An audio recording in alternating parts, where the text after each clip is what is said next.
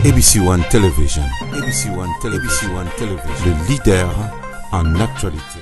Balandi ya émission na biso to sambela elongo na molongo mobimba nkolo apambola bino merci lisusu lelo yo nzambe ya ABC One apesi biso makasi ya kokutana na tongo na lelo biso awa moye bimi makasi nzambe apambola moyo yo apesi biso na malili oyo eza na biso na Kinshasa topamboli bino merci pona kolanda biso na mateya na biso wabino molobeli sango mokonzi Révérend Didier Lo Mpinga ba ndeko na ngai nzambe apambola bino nzambe azala na bino nzambe apesa biso lisusu makasi toza kosisa lelo enseignement na biso o tobandaki mikolo tikoleka na fidélité ya nzambe. Dieu est fidèle. Dieu est fidèle. Yango tozo partager et merci, merci, merci. Totanga na mukanda na Lamentation de Jérémie chapitre 3 verset nango tobandaki na 17 tito kitaki na 22.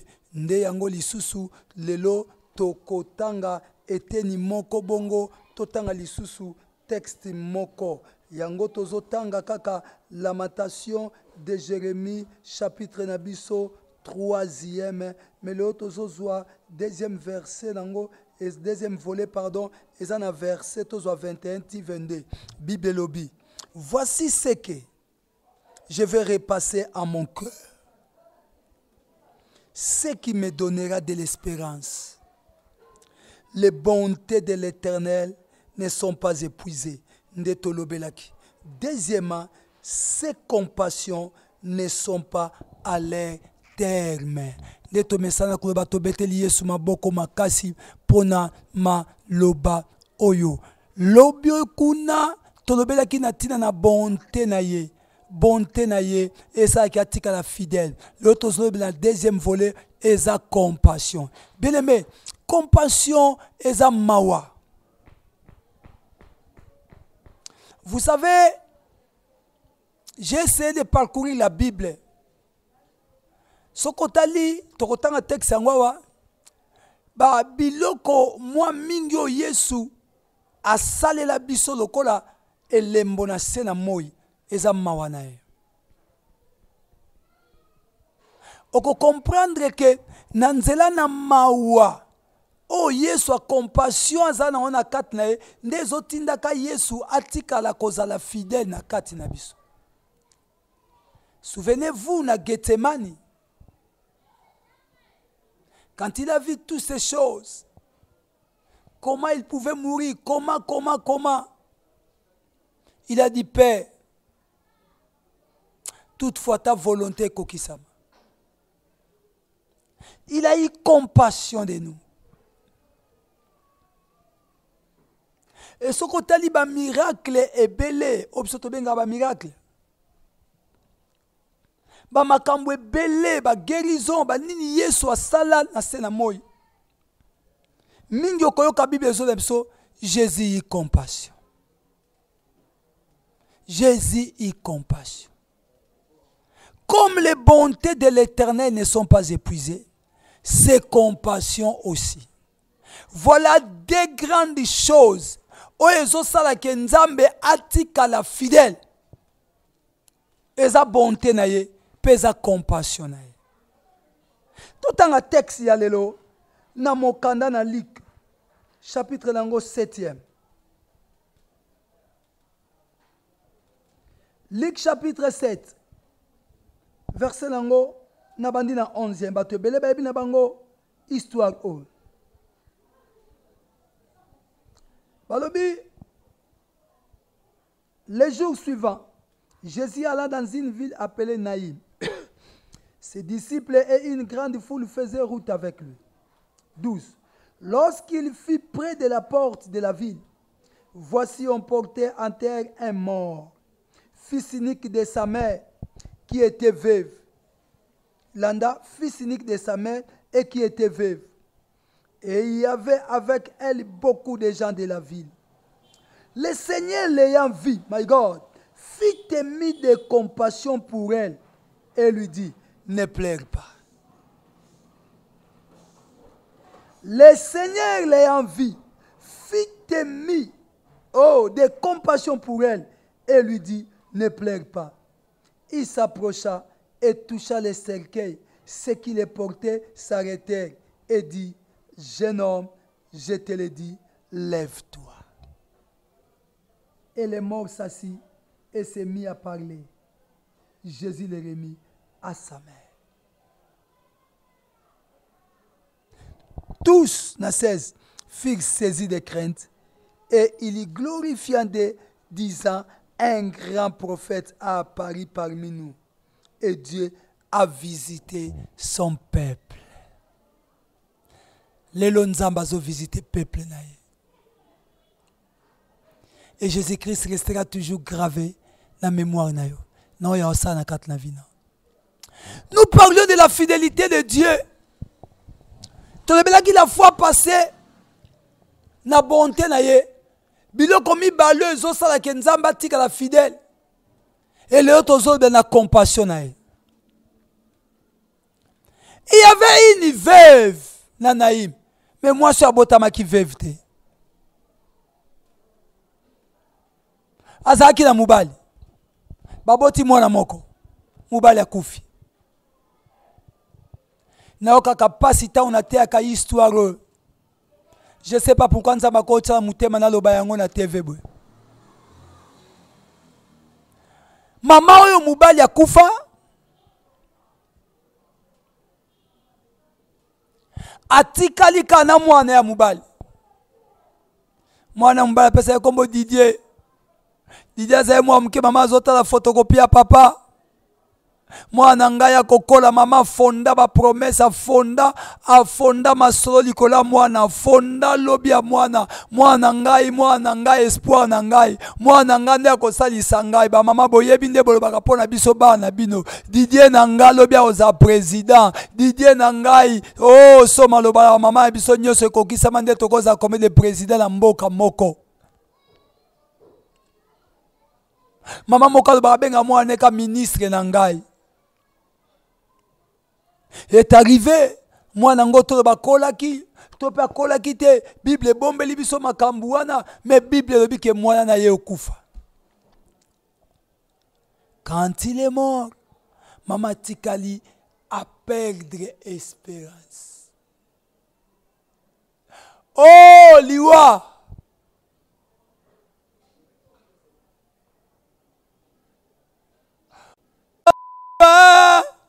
Eyebi mokonzi te, eyebi riche te o, eyebi mobola te, ayaya, oh liwa e,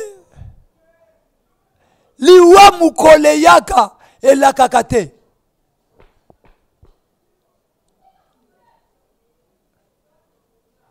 Liwa ye, ezu mwana o, misu nanga ezolela. Je sens mal dans mon cœur quand je vous ai en train de parler ces choses. Nazo mona image ya mama wana. Nazo kota na kati ya pona la mama na koma kokozala. Bible dit son fils unique. Bato bayaka kolelisa bato la matanga baye. Misusu babokilo basemeki baye babio boma kinde kona biso mwana pe akufi seke kindokeza yo babokeli mama na mauvais sort. Bobo sente matanga lelo ekomande ya kotonga ekoma ya kolata ekoma ya mabala ekuta na mabala ezo makana matanga makamunyoso mama na kaliputa antolo asimba photo mibale ya tata ana ya mwana siko azolela nani. Benjamin Ayembi mawana motema tango na banzi pasi nangai ekoumelaka natuni na Nzambe nini ngai nasala pote na monaka pasi ya boye banina tokola basilisa bazwa misa mama wana zolela mawana motema ngaka kolela pasi mama wana kolela na motema zolela, mama na zolela, natika lingamoko, nakokene, et l'espoir s'est envolé, mama natika liye moko arusandeni. N'ebite soki morgue ezalaka na tangu wana, seke bakele ko tia nzoto na morgue. N'ebite soki bambomaka, seke bakele ko ambome mwana wana, mama, espoir ezalete, mama moyete. Bakei kolela bakende kokunda mwana butu na matanga bato akotisi baye batu nyoso baye na tongo bazokende wana Yesu auti makambo ya santenye kobikisa Yesu azokota siko na mboka na Naim obosani te ke Yesu atambolaka na cortège ndenge nini. Banzembo mibale zobeta, mes bien-aimés. Tu n'as plus d'espérance. Et loko tikala kinango ya suka ya ngwane baby. Mubale otiraki mutema ye wana boyo. Mwaso otiraki mutema boyo. Malade ezo ronge nzoto na yo. Vi na yo e baby sami na zo ebisa yo. Dieu est fidèle. Il est fidèle. Congo, makambo ezo simba te, mais Dieu reste fidèle. Dans sa fidélité, il va agir. Makambo ezo simba te, maman atikali désespéré. Vie esili, vie baby, vie kufi, maman atikali emoko mubaya kufa, mwana kufa. Bien menengo zano tikala yo moko famille te lokote famille bazo matraquer na niveau blagité bandoki bato famille bazo sala nyoso po ba bebi savino mais Micheli Chabanyembi tango bandoki ba lokaka yenda zaka témoin moto ko bomba ba moto mokili mais ko bomba mayete po yebi nyoso le kanase amoy. Il est fidèle le Dieu que je te prêche. Maman perdait espoir. Mais tango Yesu azokota na ba ville juive ezalaki contourner la muraille ezalaka na entrée moko na sortie pe moko. Hey Naim nzamba pesanga misolo na kene Israël na mona Naim ezalaki na veuve wana bato ya mboka ebele babini petite ville bazokende bazali na cortège amawa oyebi lelo mutata azotambola bien aimé na sali mo expérience muke oyebi tout congolais abeli amnésie. Amnésie za maladie moko mabe, c'est-à-dire maladie ya koloba loba congolais koma koloba loba na nzela ye moko a loba sa ye moko paseleki amina ye koma froissé moya repasser ngo ezate abela amnésie. Mama obi ke bato bayaka na matanga balelisaka biso kate bayaka pe ko chola biso siko cortège wana bazomema omonde bato bazomema vel ko pengwa nao bazo mema veulent kopengwa nao petit à petit bazo kotisa yo désespoir petit à petit bazo ya kobebisa vie na yo bazo kote makamabe bazo détruire nzambe ngo azalaka na yete mama wana ba pese ba conseil mama wana liputa la to la bosa nki ola telamba mais azo kende kokunda mwana ye après quoi vie ezalate bien aimé bazo kende na cortège amawa bazo yemba yaya na biso tovanda kina ye mbula na mbule posa na ye esila kite bazo yemba désespoir bake kokunda mutu na cortège okuna bazo ya Yesu bazo yemba oh bakoyeba yo ndenge nini ye yo zali nzambe osalaka wana kuna cortège sengo koto cortège amawa bazo ya bakutani yoka likambo esepelisaka ngai na kati ya histoire Bible obi Jésus alléluia alléluia yoka totanga yango Bible obi biso le Seigneur na 13 le Seigneur l'ayant vu fit émis de compassion pour elle. Ce qui fait que Nzambe a demeuré fidèle na baloba loba po na biso eza compassion na ye.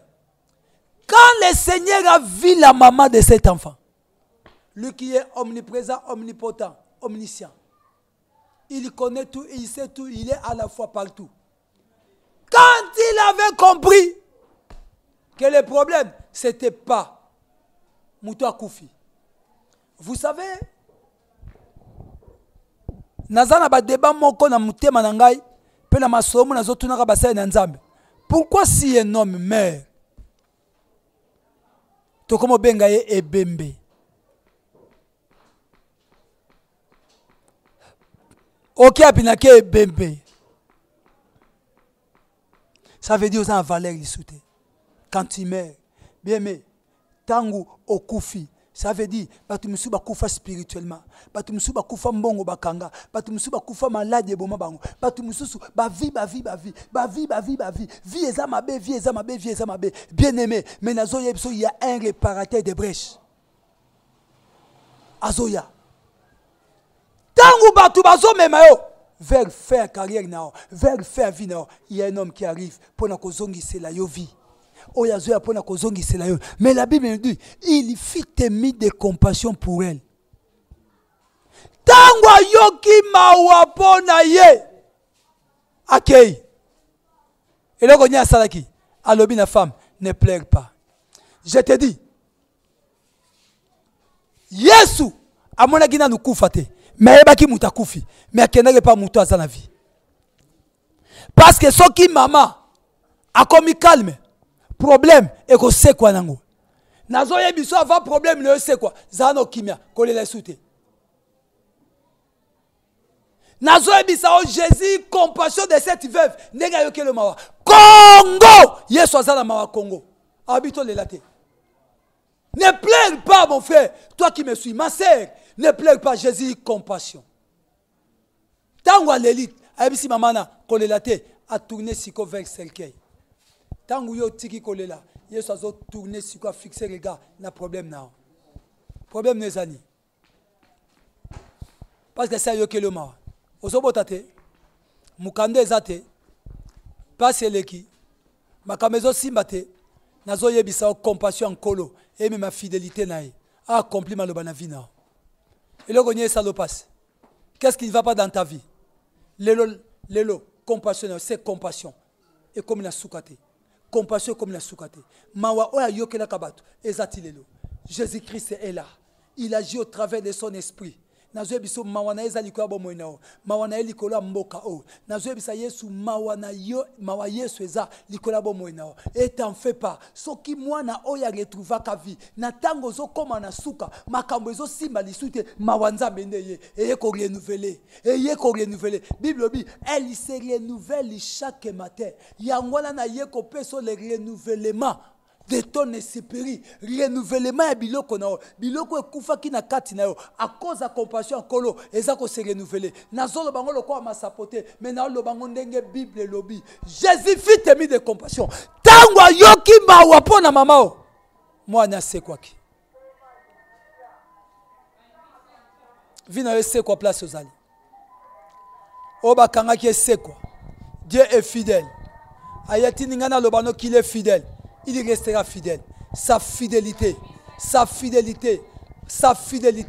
vaut mieux toutes choses. Crois au Seigneur Jésus-Christ. Tu verras les miracles. Crois seulement aujourd'hui. Oui, Dieu a visité son peuple. Le Seigneur Dieu est venu aujourd'hui pour nous rajeunir via Mutumoko. Pour nous kozongi isla mutumo makambo a perdaki. Moi na kufa ke zaki perti pour la mama. Biloko na kufa vino zo simbate makambo zo bongate. Yesu pas bandelango à zéro au recevoir vie. Basi ba mboma kiyo ba longola ke michopo me Yesu kozongi so asika. Alobaki na yaya ya Lazare ne t'ai-je pas dit que si tu crois, tu verras la gloire de Dieu. Car Jésus-Christ que je vous prêche, il est la vie et la résurrection. Moutako saote. Les sali, il y a un combat moutumokote. Moutako sayote. Sali, il y a un combat didiété. Il y a un combat émété. Il y a un combat fausse kate. Il ya na kombo ya tomate ya na kombo Abraham te les sali mutako saote zapo na mindele mutako sote les sali zapo na batumwindu les sali est au nom de Jésus-Christ. Bible dit il y a aucun nom qui nous est donné dans les cieux, sur la terre et sous la terre. Il est venu aujourd'hui pour te dire ne pleure pas parce qu'il a compassion. Wouh! Il a eu compassion pour toi. Pour la situation, Zalango. Ces compassions ne sont pas arrivées à leur terme. Elles se renouvellent chaque matin.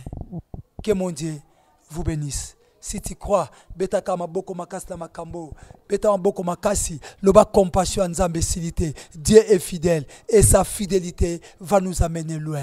Totombola, mingo na biso, topambola ye. Topambola poza nzamba solo, to beniro poza mokonza solo. Lilo linga ko sisa na biso maloba mibale de dimension oyo ya fidélité. Ezali nzambe nanga matea makasi, me télévision eza na tanango. Tika yo pambola mapoza papa, tika yo net la mapoza nkolo. To beniro na maloba oyo nakati na vie na ngai, compassion na yo nzambe komi na sukate, na bomo nanga maone komi na sukate, na bomo ya bandeko nanga maone komina sukate bandeko ba perdre d'espoir yawe mawana yo komina sukate mawana se renouvela ka chaque tongo mawana se renouvela ka chaque tongo yawe na ngai tika mawana se renouveler sur liko na biso mawana se renouveler liko na biso liko na Congo liko bandeko na ngai bomo na biso ekamba mepai na nous voulons que toi Dieu ozala nzambe na biso. Voilà pourquoi pesa biso émission to sambela elongo tozo sambela elongo na bandeko na ngai pona koloba ke nzambe oui mawana yo demeurer liko na biso.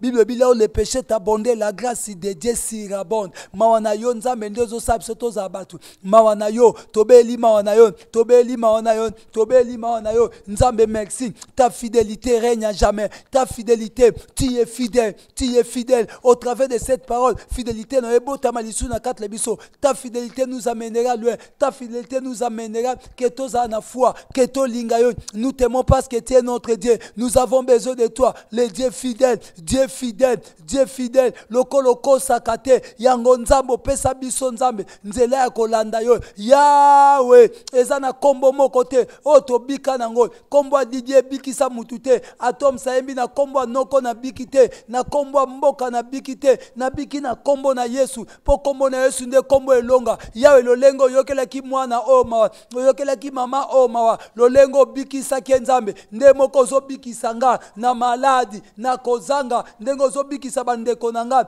ndengo zo bikisa Congo ndengo zo bikisa biso le Congo est malade yo nde mobikisi na biso tangu mawanano yete lobiko ezate mais notre Dieu o yokela kabiso mawa toana posa na yo tozo sambele pa na yo nzambe non comme des battants mais to bonde la po nzambe nanga tozwe yano Yahweh nazo bonde na libot la yo enfin que Yahweh nanga et si espérance kweya ki et la muka toeba que les bontés de l'Éternel ne sont pas épuisées ni ses compassions ne sont pas leur terme yango nzambe nanga elle se renouvelle na tongwa le nzambe o renouvelle lisusu mawana yo se renouvelle na kati la vie na biso mawana yo se renouvelle na kati la vie na biso na kati ya mboka na biso na kati ya ministère na biso na kati ya misala na biso mawana yo nzambe tobeli mawana na kati ya libotla yo mawana yo ndeko na bando bete maboko bela mawana nzambe yango eza partage na biso tozo sambe longo na libotla yo po mawana yo demere na kati la biso tozo bela mawana yo nzambe na ngai mawana yo Bible lobi na biso nzambe na ngai tu es lent la colère et riche en bonté mawana yo Satan azokosa biso ke yo boyi biso pona mabe na biso non mawana yo eza toujours likolo na biso au nom puissant de Jésus-Christ tika nzambe o pambolama na kombo na Yesu Masia ndeko betla nzema maboko ganga makasi amen mawana nzambe sala ke makame bele salama na zoloba mawana nzambe kota bisika oyo yo okoma kite na kombo na Yesu Masia tika to pamboli nzambe to sisi deseri oyo poso eko ya kuna soki nzambe a bengi biso nanu te tokoya lisusu na eloko mususu tolobi merci na yo mutolandi biso nzambe apambola bandako bele babengi babi na pesa adresse ya église naza na Kinshasa na commune ya Ngaba avenue Kanyoka 16 bis soko komika tana kianza otuni nazoluka pasteur Didier Lompinga sango mokonzi pasteur bachilaka poison abika nango bakomema yo mbangu bakoya kotika yo nga naza elembo ya bolingo na nzambe. Je vous aime beaucoup numéro na ngai oyebiango déjà to répéter kapona bato bakotala biso 09 98 74 29 07. Je vous aime beaucoup. Que mon Dieu vous bénisse. Bye yo. ABC One Television. ABC One Television. Le leader en actualité. Actualité politique de la RDC, d'Afrique et le reste du monde.